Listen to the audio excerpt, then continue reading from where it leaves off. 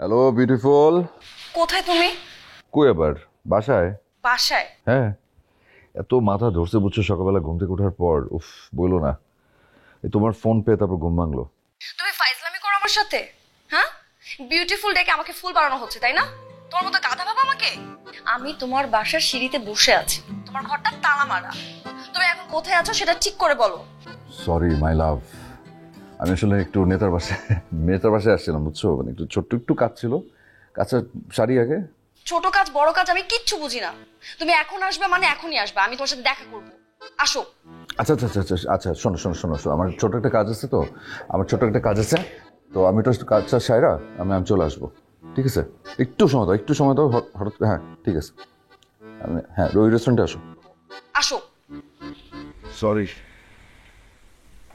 দেরি করে বলছি, বেশি দেরি করছি। শুধু কি দেরি? মানে এতক্ষণ লাগে? আমি কতক্ষণ ধরে এখানে বসে আছি, মানুষজন কি ভাবছে? কিছু বলছে? কেউ কিছু বলছে? কিছু টাকা ছিল, টাকালে সমস্যা নেই। আচ্ছা, একটা মানুষ যদি দেখতে সুন্দর হয় আর তার দিকে কেউ যদি চোখ সরাতে না পারে, এটা কি অপরাধ? ওদের কিছু না তো, টাকা ছিল। আর টি স্কুলে ঝামেলা, টি স্কুলের চোখ দুটো টাইনা তোলা পড়াবো। দেখো, কথার মানে না বুঝে অ্যাক্টিং করবা না। এখন কোনোভাবে আমি ফাইজলামি করার মুজে নাই।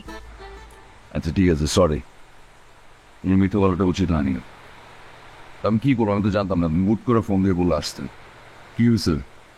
ভাইয়ের ইদানিং ভাবসাব খুব একটা ভালো লাগছে না। বুঝি নাই।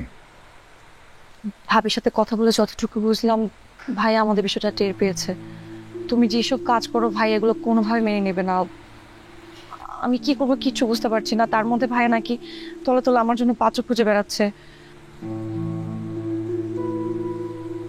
তোমার জন্য ছেলে করতেছে? হ্যাঁ। উঠুক, দেখি আমি দেখতে তোমার কেমন দেখতে আসছে, আমিও দেখবো। আবার চিনে? এই যে প্রবলেম, সবসময় মাস্তানি। এই মাস্তানিটা বাদ দিয়ে তোমাকে আমি কতবার বলেছি আরো কত ভালো ভালো কাজ আছে, তুমি ব্যবসা ট্যাবসা করো। এইসব বাদ দাও না তুমি প্লিজ। ঠিক আছে, আর কয়েকটা মাস দাও, আমি সব কিছু ছেড়ে দেবো। চাচারে আরেকবার পাস করে আমি সব ছেড়ে দেবো। ঠিক আছে? ওই মাসে যে তোমার এই কয়েকটা মাস শেষ হবে আমি সেটাই বুঝি না। মানে সবসময় চাচা চাচা চাচা, চাচাটা কি তোমার আপন? হ্যাঁ। বললাম তো ছেড়ে দেবো, এবার ইলেকশনের পরে ছেড়ে দেবো, যাও।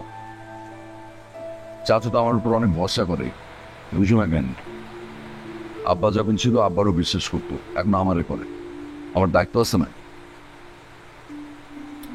একটু হাসো, টাকা আমার দিকে। আমার বিশ্বাস করো। বিশেষ হয় বলেই সাঁতার না জেনে নদীতে ঝাঁপ দিয়েছে।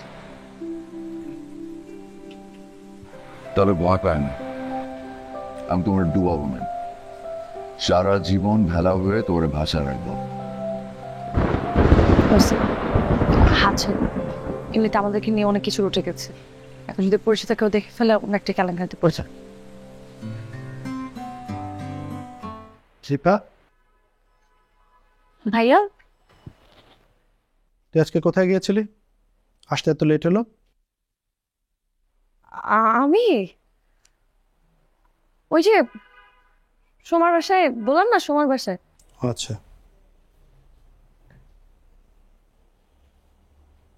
শোন, বাইরে যা শুনছি সেগুলো কি সত্যি? কি শুনেছ? ওই ফালতু ছেলেটা আবির ফালতু ছিল না ভাইয়া।